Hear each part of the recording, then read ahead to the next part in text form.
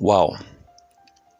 Terra Classic have actually bought a total of 23.6 billion coins with tax bond and 44.789 billion coins, which was sent to the bonding address. These two together now is hitting over 68 point, almost getting to 69 billion bonds for Terra Classic so far.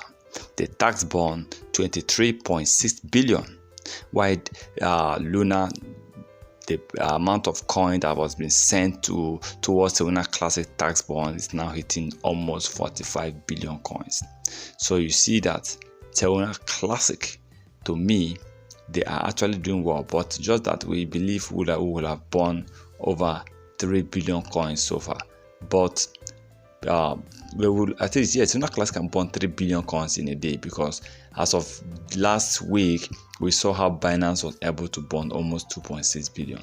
So, but we are looking for a way to maintain that level of burning about 3 billion coins every month. So I believe that Terra Classic will rise. Terra Classic is going to do well, but Luna needs support.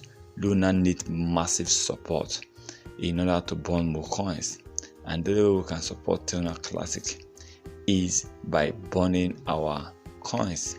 The way we can support Terra Classic is by focusing on helping Terra Classic market cap.